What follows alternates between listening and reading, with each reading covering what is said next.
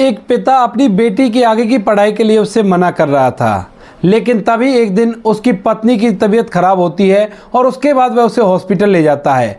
जैसे ही वो हॉस्पिटल से वापस लौटता है तो उसके बाद वो अपनी बेटी से कहने लगता है कि बेटी, चाहे जो भी हो जाए मैं तुम्हें आगे पढ़ा कर रहूँगा और तुम अपनी पढ़ाई लिखाई पर ध्यान दो, बाकी की सारी जिम्मेवारी मेरी रहेगी तुमको आगे पढ़ाने की। बेटी अपने पिता के मुंह से इस बात को सुनकर बड़ी हैरान है, क्योंकि उसने अपनी एड़ी चोटी का जोर लगा लिया था कि उसका पिता उसे पढ़ने लिखने दे, लेकिन उसके पिता ने उसे साफ साफ मना कर दिया था। तो आज ऐसा उसे क्या हो गया जिसके बाद उसका पिता उसे पढ़ने लिखने के लिए कह रहा है। तो वह अपने पिता से पूछती है तो उसका पिता उसे उसका कारण बताता है, क्या हुआ था हॉस्पिटल के अंदर जिससे उसका पिता उसे पढ़ाई लिखाई करवाने के लिए तैयार हो गया था। पूरी कहानी की सच्चाई जानने के लिए वीडियो को अंत तक जरूर देखें। मेरठ के पास में एक गांव पड़ता है, जिस गांव के अंदर एक परिवार रहा करता है। परिवार के अंदर माता पिता हैं, एक लड़की है जिस लड़की का नाम है ईसा। ईसा जो कि 10वीं क्लास में पढ़ा करती है और पढ़ने लिखने में काफी ज्यादा होशियार है। ईसा अपने माता पिता की इकलौती संतान है और उसका सपना है कि वो पढ़ लिख कर एक बहुत ही अच्छा डॉक्टर बने ताकि वो अपने पिता का नाम रोशन करे। उसके माता पिता उससे बहुत ही लाड चाव किया करते हैं और वो सोचते हैं कि अपनी बेटी को वो संसार की सारी खुशियां देंगे और कहते हैं कि बेटी तू अच्छी तरह से पढ़ाई लिखाई कर और तू बेशक से डॉक्टर बन जा, कोई भी कैसी भी दिक्कत नहीं है। ईसा के पिता खेतीबाड़ी किया करते हैं और खेतीबाड़ी करने के बाद उनका गुजारा अच्छी तरह से हो जाता है। अब धीरे धीरे जो ईसा की 10वीं क्लास है उसके पेपर हो जाते हैं और उसके रिजल्ट का समय आता है। जैसे ही ईसा की 10वीं क्लास का रिजल्ट आता है तो एकदम से चारों तरफ हल्ला मच जाता है कि ईसा ने डिस्ट्रिक्ट को टॉप किया है और करण सिंह की बेटी तो बहुत ही ज्यादा पढ़ने लिखने में होशियार है। इसके बाद जो करण सिंह होता है ईसा का पिता, वो उससे कहने लगता है कि बेटी तूने तो मेरा नाम रोशन कर दिया,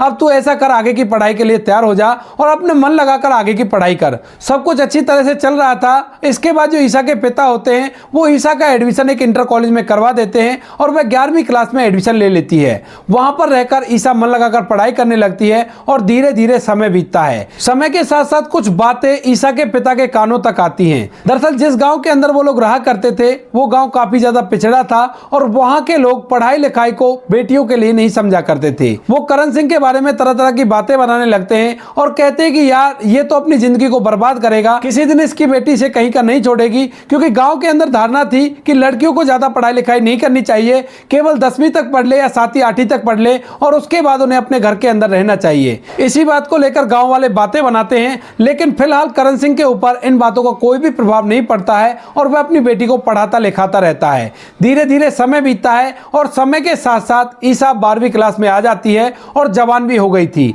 जैसे वो जवान होती है तो अड़ोस पड़ोस वाले करण सिंह को समझाने लगते हैं, कहते हैं कि भाई देखो तुम्हारी बेटी अब जवान हो गई है और अब इससे आगे से मत पढ़ाना। तुम कहीं ये चाहते हो कि इस बेटी को और आगे पढ़ा दे तो ये तुम्हारी इज्जत को नीलाम कर सकती है, तो इसी वजह से तुम इसे घर के अंदर रखना, कोई भी कैसी भी दिक्कत नहीं है। इसके बाद करण सिंह का मन इन बातों को मानने के लिए तैयार नहीं था, लेकिन जब समाज के लोग बार बार उससे ये बात कहते हैं तो कहीं ना कहीं उसके दिमाग में भी ये बात छप जाती है और वह सोचने लगता है कि कहीं कुछ उल्टा सीधा हो गया तो मैं किसी को मुंह दिखाने लायक नहीं रहूंगा। और इसके बाद वह फैसला कर लेता है कि 12वीं के बाद वह अपनी बेटी को अपने घर बैठा लेगा। इसके बाद जैसे ही 12वीं का रिजल्ट आता है तो इस बार भी उसकी बेटी ने पूरे डिस्ट्रिक्ट को टॉप कर दिया था और चारों तरफ ईसा का नाम हो गया था। इसके बाद बेटी अपने घर आती है और अपने माता पिता को अपनी खुशी के बारे में बताती है। कहती है कि माँ बाबूजी, मैंने 12वीं क्लास को भी अच्छे नंबरों से पास किया है और अब इसके बाद मैं ग्रेजुएशन करूंगी। लेकिन जैसे ही ईसा इस बात को अपने पिता को बताती है तो उसका पिता उससे कह देता है कि बेटी अब आगे तू ग्रेजुएशन नहीं करेगी,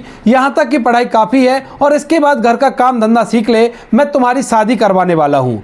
ईसा जैसे इस बात को सुनती है तो एकदम से उसके सारे अरमानों पर पानी फिर जाता है, क्योंकि वो बहुत ही ज्यादा अच्छी थी पढ़ने में और वह चाहती थी कि वह पढ़ लिख कर डॉक्टर बने, लेकिन उसके पिता ने अब उसे पढ़ने से मना कर दिया था। इसके बाद वह अपने पिता से कहने लगती है कि पिताजी मैं पढ़ लिख कर डॉक्टर बनना चाहती हूँ और आप मुझे पढ़ने दीजिए, आप भला मुझे क्यों रोक रहे हो। तो उसके बाद उसके पिता कह देते हैं कि नहीं बेटी अब तू पढ़ाई लिखाई नहीं करेगी, अब मैं तेरी शादी करवा दूंगा और शादी होने के बाद तू अपना घर बसाएगी। बेटी बड़ी रिक्वेस्ट करती है लेकिन उसका पिता उसकी एक नहीं सुनता है। जब बेटी थोड़ी सी नाराज होने लगती है तो पिता धमकाते हुए बेटी से कह देता देता है कि देखो ये मेरा फाइनल फैसला है और इससे आगे मैं तुम्हारी एक भी बात नहीं सुनूंगा। ऐसा कहकर पिता बाहर की तरफ चला जाता है और बेटी ईसा जो होती है वह फूट फूट कर रोने लगती है। उसके बाद उसकी माँ उसके पास आती है और उसे समझाने लगती है, कहती है कि बेटी कोई बात नहीं, जो हो गया उसे भूल जाओ और जो तुम्हारे पिता कह रहे हैं वो बिल्कुल सही है। बेटियों का ज़्यादा पढ़ना बिल्कुल भी ठीक नहीं है और वैसे भी इस गाँव के अंदर तुम सबसे ज़्यादा पढ़ गई हो तो अब तुम्हें क्या परेशानी है। गाँव के अंदर वैसे भी अगर पढ़ी लिखी लड़की का नाम लिया जाएगा तो वो तुम्हारा ही लिया जाएगा और यही काफ़ी होना चाहिए। ऐसा कहकर माँ उसे समझाने लगती है, लेकिन ईसा का दिल ये बात नहीं मान रहा था क्योंकि वह पढ़ लिख कर आगे बढ़ना चाहती थी और अपने आप को कामयाब होता देखना चाहती थी। इसके बाद ईसा के पिता ईसा के लिए लड़का ढूंढने लगते हैं और लड़के वाले ईसा को देखने के लिए आने लगते हैं। लेकिन जो ईसा होती है जिसके सर पर अब भी पढ़ाई का भूत सवार है, वह सोचने लगती है कि अगर लड़के वाले मुझे पसंद ही नहीं करेंगे तो उसके बाद तो पिताजी को मुझे मजबूरन पढ़ाना पड़ेगा और वह मान जाएंगे पढ़ाई लिखाई के लिए। तो जो भी लड़का उसे देखने के लिए आया करता उसके सामने वो अजीब अजीब तरह की हरकतें करने लगा करती और उन हरकतों को देखकर लड़के वाले उसे रिजेक्ट करके चले जाया करते। इस बात को देखकर जो ईसा के पिता हैं वो बड़े ही परेशान होते हैं और वो सोचने लगते हैं कि मेरी बेटी के अंदर ऐसी क्या कमी है जो ये लोग यहाँ से चले जाया करते हैं। बाद में जब वो पता करता है तो उन्हें पता चलता है कि किसी लड़के के सामने तो ईसा ने आंखों को अलग तरीके से कर लिया था और किसी लड़के के सामने होठों को बाहर की तरफ कर लिया था और किसी लड़के के सामने वो पागलों की तरह बातें कर रही थी। इन सभी बातों को पता करने के बाद पिता को समझ आ जाता है कि बेटी अपनी मर्जी से ही ये सब कुछ कर रही है ताकि उसकी शादी ना हो सके और उसका पिता उसे पढ़ाई लिखाई के लिए एग्री हो जाए। उसके बाद जो ईसा का पिता होता है वो एक दिन ईसा को समझाने का फैसला करता है और शाम के समय बैठकर ईसा को समझाने लगता है। कहता है कि बेटी जो कुछ भी तुम कर रही हो उन सभी के बारे में मुझे पता है। अगर तुम ऐसे करोगी तो कोई भी लड़का तुम्हें देखने तक के लिए नहीं आएगा और तुम बिना शादी के यहीं पर रह जाओगी। तो ऐसा मत करो, किसी लड़के के साथ शादी कर लो और अपना घर बसाओ। ये पढ़ाई लिखाई का ख्याल अपने दिमाग से निकाल दो क्योंकि अड़ोस पड़ोस वाले बातें बनाने लगे हैं कि लड़की जवान हो गई है, अगर इसे आगे पढ़ाएगा तो इसके साथ कुछ भी हो सकता है और बेटी की वजह से बाप समाज में बोलने लायक नहीं रहेगा। इसके बाद जो ईसा होती है वह फिर से अपने पिता को समझाने लगती है और कहती है कि पिताजी आज तक मैं इतनी बड़ी हो गई हूँ, आज तक आपको मैंने शिकायत का मौका दिया है, जो आगे मैं आपको शिकायत का मौका दूंगी। लेकिन तभी जो पिता होता है वो कहता है कि बेटी तू तो ठीक है, तेरे बारे में तो मुझे पता है, लेकिन ये दुनिया बहुत बेकार है। इस दुनिया के अंदर इंसान की खाल में भेड़िए घूमते हैं और वे भेड़िए कभी भी किसी भी लड़की का कहीं भी गलत फायदा उठा सकते हैं। तो इसी वजह से मैं नहीं चाहता, क्योंकि आगे की पढ़ाई तेरी शहर में होगी और मैं नहीं चाहता कि तू शहर जाकर पढ़ाई करे ताकि मुझे बार बार ये चिंता लगी रहे कि कहीं मेरी बेटी के साथ कुछ गलत ना हो जाए। तभी जो बेटी है वो पिता से दोबारा कहने लगती है, कहती है कि पिताजी आज का टाइम बदल गया है, ऐसी बात नहीं है, कोई ऐसा नहीं कर सकता। अगर लड़की के मुंह में जबान है और पैर में चप्पल है तो कोई भी व्यक्ति उसका गलत फायदा नहीं उठा सकता और वो बिल्कुल उससे दूर होकर रहेगा। अब जब पिता देखता है कि बेटी उसे तर्क पर तर्क दे रही है और किसी भी तरह से उसकी बात को मानने के लिए तैयार नहीं है तो वह एकदम से अपनी बेटी पर चिल्ला जाता है और कहता है कि तुम्हें समझ नहीं आ रहा मैं कितनी देर से क्या बात कहे जा रहा हूं और तुम हो कि उसी रट को लगाए बैठी हो। आज के बाद अगर तुमने लड़के वालों के सामने ऐसा कुछ किया जो कुछ मुझे सुनने को मिला है तो फिर देख लेना मुझसे बुरा कोई नहीं होगा और पढ़ाई का ख्याल अपने दिमाग से निकाल दो। ऐसा कहकर पिता ने मना कर दिया था और इसके बाद बेटी को भी पिता की बात माननी पड़ती है। बेटी काफी दिनों तक परेशान रहती है लेकिन फिर वो सोच लेती है कि शायद मेरी जिंदगी में यही लिखा है, आगे बढ़ना लिखा ही नहीं है। इसके बाद वह एक दिन अपने पिता से कह देती है कि ठीक है पिताजी, आप जैसा चाहते हो वैसा ही होगा और आज के बाद मैं बिल्कुल भी आपसे पढ़ाई के लिए नहीं कहूंगी। सब कुछ अच्छी तरह से चल रहा था, कोई भी कैसी भी दिक्कत नहीं थी। तभी एक दिन अचानक से ईसा की जो माँ होती है उसके पेट में बहुत ही भयंकर दर्द उठने लगता है। तभी जो ईसा का पिता होता है अपनी पत्नी को लेकर शहर के सरकारी हॉस्पिटल में पहुंच जाता है। वहां जाने के बाद एक डॉक्टर साहब वहां पर आते हैं और आने के बाद उसकी पत्नी का चेकअप करने लगते हैं। लेकिन जैसे करण सिंह देखता है कि उसकी पत्नी को एक पराये मर्द का हाथ लगने वाला है तो वो उसको रोक देता है। कहता है कि डॉक्टर साहब किसी महिला डॉक्टर को बुला दीजिए जो मेरी पत्नी का चेकअप कर सके और आपका चेकअप करना मुझे बिल्कुल भी अच्छा नहीं लग रहा है। अब जैसे डॉक्टर साहब उस व्यक्ति की बात को सुनते हैं तो वो कहने लगते हैं कि देखो इस हॉस्पिटल के अंदर कोई भी महिला डॉक्टर नहीं है, ना ही कोई नर्स है, क्योंकि वो गवर्नमेंट हॉस्पिटल था और उसके अंदर ज्यादा स्टाफ नहीं था। 2-4 लड़के लगे हुए थे और उन लड़कों से पूरा काम चल रहा था। इसके बाद वो व्यक्ति कहने लगता है कि ये तो गलत बात है, सरकार को यहाँ पर हॉस्पिटल के अंदर एक ना एक महिला डॉक्टर तो रखनी चाहिए ताकि किसी महिला का इलाज करने में वो सक्षम हो या फिर कोई भी डॉक्टर अगर चेकअप करता है तो वह महिला डॉक्टर वहां पर खड़ी रहे। तभी जो वह डॉक्टर साहब होते हैं वो कह देते हैं कि देखो भाई यहाँ पर तो कोई लेडी डॉक्टर नहीं है, अगर आपको आपत्ति है तो मैं आपकी पत्नी को बिना चेकअप के ही दवाई दे देता हूँ, आप बाहर से दवाई ले लेना और आपकी पत्नी की तबीयत ठीक हो जाएगी। जाएगी। वैसे भी आजकल का माहौल ऐसा है कि लड़कियों को ज्यादा पढ़ाया लिखाया नहीं जाता, तो महिला डॉक्टर कहां से निकल कर आएंगी। अब जैसे ही करण सिंह इस बात को सुनता है तो एकदम से उसे अपनी बेटी की वो बातें याद आने लगती हैं, जब बेटी बचपन में डॉक्टर बनने के लिए कहा करती थी और बड़ा होने के बाद उसके पिता ने उसकी पढ़ाई बंद करवा दी है। इसके बाद करण सिंह वहां से उस डॉक्टर से दवाई लिखवाता है और बाहर से दवाई लेकर अपने घर चला जाता है। घर जाने के बाद 2-3 दिन तक वह पूरा गुमसुम सा रहता है और इसी बारे में सोचता रहता है।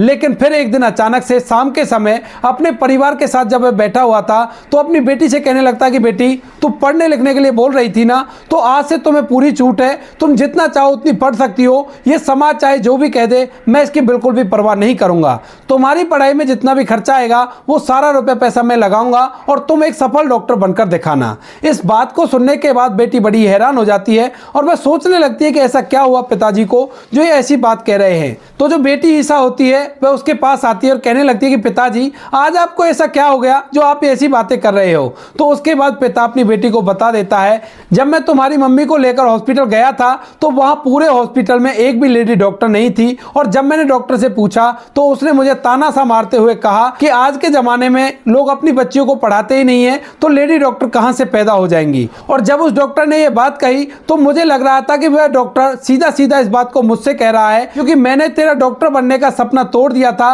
और तुझे पढ़ने लिखने से घर बिठा दिया था। उसके बाद मैंने 2 दिन तक सोचा और सोचने के बाद इसी फैसले पर पहुंचा हूं कि तू पढ़ाई लिखाई करेगी और पढ़ लिख कर एक सफल डॉक्टर बनेगी, ताकि समाज को एक अच्छी डॉक्टर मिल सके और किसी भी लेडी को तुम्हारी मां की तरह परेशान ना होना पड़े। इस बात को सुनकर ईसा एकदम से खुश हो जाती है और अपने पिता के गले लिपट जाती है और उसकी आंखों से आंसू टपकने लगते हैं। अब जैसे ही पिता अपनी बेटी की आंखों में आंसू देखता है तो उससे पूछने लगता है कि बेटी ये कैसे आंसू है। तो वो कहने लगती है कि पिताजी, ये खुशी के आंसू है, क्योंकि आपको नहीं पता आज आपने मुझे कितनी बड़ी खुशी दी है। जिस चीज के लिए बचपन से मैं सोच रही थी उसके लिए आज आपने मुझे आजादी दे दी है। इसके बाद ईसा के पिता उसे पढ़ाई लिखाई करने के लिए शहर भेज देते हैं और कहते हैं कि बेटी, मन लगाकर पढ़ाई करना, रुपए पैसों की कैसी भी टेंशन मत लेना, जितने भी पैसे चाहिए हो उतने बता देना, मैं तुम्हारे पास भिजवा दूंगा। इसके बाद ईसा वहां से शहर चली जाती है और दिल लगाकर पढ़ाई करने लगती है। धीरे धीरे समय बीतता है और समय के साथ साथ जो ईसा होती है वो एक MBBS डॉक्टर बन गई थी।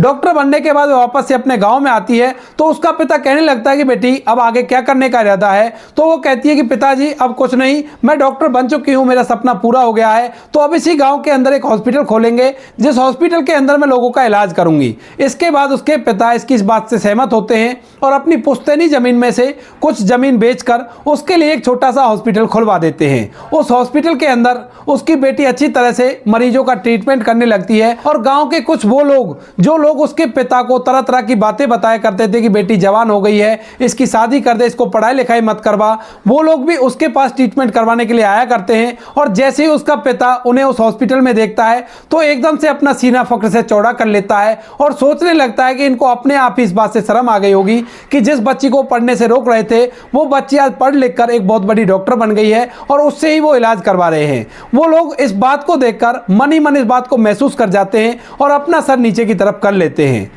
इसके बाद ईसा के पिता उसके लिए एक लड़का ढूंढते हैं और उस लड़के से उसकी शादी करा देते हैं और ईसा खुद इस हॉस्पिटल को संभालने लगती है। बुढ़ापे में जब उसके माता पिता बूढ़े हो जाते हैं तो ईसा अपने माता पिता की देखभाल करती है और हंसी खुशी अपना जीवन व्यतीत करती है। तो दोस्तों, ये थी एक लड़की की कहानी। शायद उसके पिता हॉस्पिटल नहीं जाते तो बिल्कुल भी एक अच्छी डॉक्टर नहीं बन पाती और उसके बाद वो ऐसे ही रह जाती। ये कहानी थोड़ी सी पुरानी है तो उसी हिसाब से इसको समझने की कोशिश करें। बाकी आपको वीडियो जैसी भी लगी हो कमेंट सेक्शन में बता देना। वीडियो अच्छी लगी तो वीडियो को लाइक और चैनल को सब्सक्राइब जरूर करें ताकि हमें थोड़ा सा हौसला मिले आप लोगों के लिए ऐसे अच्छे वीडियो बनाने के लिए। इन कहानियों को सुनाने का उद्देश्य किसी को परेशान करना बिल्कुल भी नहीं है। यह कहानी आपको इसलिए सुनाई जाती है ताकि आप लोग इन कहानियों में से कुछ ना कुछ सीख सको और अपने जीवन में उस चीज को अप्लाई कर सको। अब कुछ हमारे ऐसे सब्सक्राइबर हैं जिनके कमेंट हमें बहुत ही ज्यादा मोटिवेट करते हैं इसी तरह से मेहनत से काम करने के लिए, तो आप लोगों के सामने उनके नाम लेकर आते हैं। सबसे पहला नाम आता है सुशील कुमार। सुशील कुमार जी, आपका तहे दिल से धन्यवाद अपना कीमती वक्त निकालकर हमें इस लायक समझने के लिए। दूसरा नाम है मोहर्रम खान। मोहर्रम खान जी, आपका भी तहे दिल से धन्यवाद अपना कीमती वक्त निकालकर हमें इस लायक समझने के लिए।